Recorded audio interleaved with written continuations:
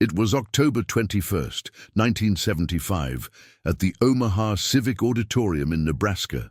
The autumn air outside was crisp at 47 degrees, with the first hints of winter beginning to settle over the Great Plains. But inside the packed venue, the temperature had risen to a sweltering 86 degrees from the collective energy of 25,000 passionate fans who had traveled from across the Midwest to witness the king of rock and roll in person.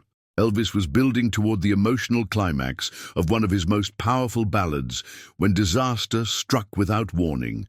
His microphone went completely dead, cutting off his voice at the most crucial moment of the song. What happened next would demonstrate why Elvis Presley was considered not just a great singer, but a master showman who could turn any crisis into triumph. The microphone failure occurred at the worst possible moment imaginable.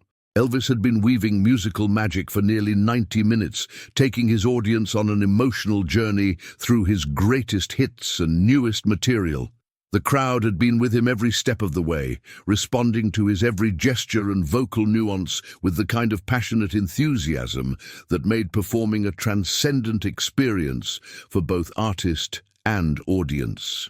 He was deep into a song that demanded everything from his voice: power, subtlety, emotional range, and perfect timing. The arrangement built slowly from intimate whispers to soaring proclamations, and Elvis had been delivering a performance that reminded everyone why he was regarded as one of the greatest vocalists of his generation. The audience was completely absorbed, hanging on every note, every breath, every moment of musical drama. Then, at the peak of the song's emotional intensity, the microphone simply stopped working.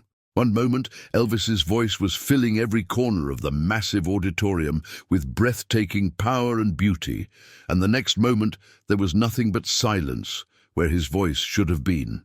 The technical failure was complete and devastating, not just a reduction in volume, but total silence from the sound system. For a heartbeat, Elvis continued singing, his mouth forming words that no one beyond the first few rows could hear. The realization of what had happened spread through the audience like ripples on a pond. First confusion in the front sections, then growing awareness throughout the venue as people understood that something had gone terribly wrong with the sound system. Most performers would have stopped immediately, signaled for technical assistance, or left the stage until the problem could be resolved. The logical response would have been to pause the show, apologize for the technical difficulties, and wait for the crew to restore proper amplification.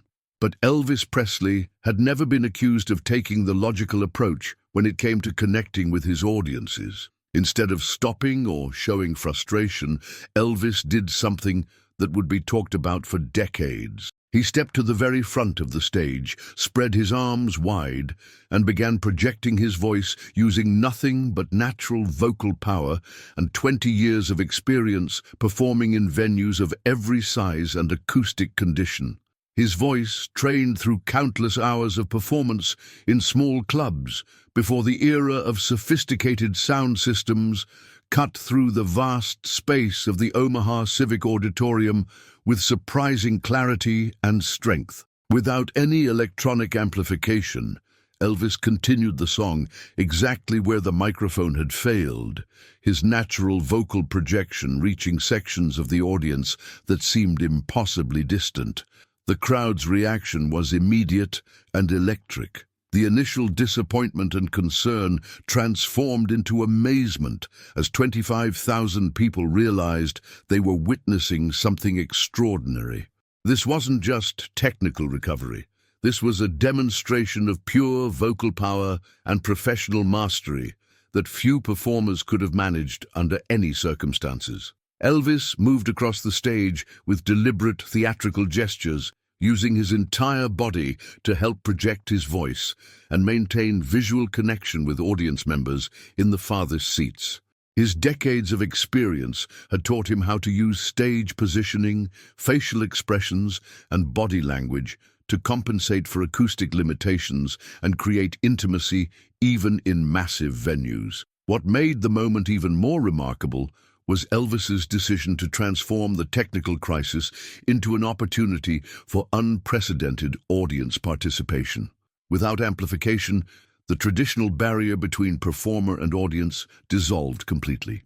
Elvis began encouraging different sections of the auditorium to join him, creating call and response patterns that turned 25,000 people into his backing vocalists. "Y'all in the upper deck!" Elvis shouted, his voice carrying clearly through the venue. "Let me hear you sing!" The response was thunderous, thousands of voices joining together to create a wall of sound that was more powerful than any electronic amplification could have provided. He directed the crowd like a master conductor, using hand gestures and body language to orchestrate different vocal parts from various sections of the audience. The left side became his harmony singers, the right side provided rhythmic support, and the center sections delivered the main melody lines alongside Elvis's unamplified vocals. The result was unlike anything anyone in that auditorium had ever experienced. Instead of being passive consumers of entertainment, 25,000 people had become active participants in creating music. The sound they produced together was organic, powerful, and emotionally resonant in ways that perfectly produced studio recordings could never match. Elvis's natural charisma and leadership abilities were on full display as he guided this massive impromptu choir through increasingly complex musical arrangements. He would point to different sections to bring them in or fade them out, creating dynamics and textures that transformed familiar songs into completely new musical experiences. The acoustic properties of the Omaha Civic Auditorium actually worked in favor of this unprecedented performance. The venue's design helped carry sound throughout the space, and the voices of 25,000 people singing together created natural reverb and harmonics that filled every corner of the building with rich, full sound. Between songs, Elvis shared stories and connected with his audience in ways that amplified performances couldn't match. His voice, now carrying easily through the venue as both he and the crowd had adjusted to the acoustic environment, was warm and conversational, making 25,000 people feel like they were part of an intimate gathering rather than a massive concert. "You know what, Nebraska?" Elvis called out, his voice strong and clear. "This broken microphone just taught me something important. Sometimes the best music happens when we stop depending on all the fancy equipment and just focus on what really matters. People coming together to make something beautiful." The crowd erupted in appreciation, understanding that they were participating in something that could never be replicated or captured on a recording. This was live performance at its most pure and authentic, stripped of technological mediation and focused entirely on human connection and musical collaboration.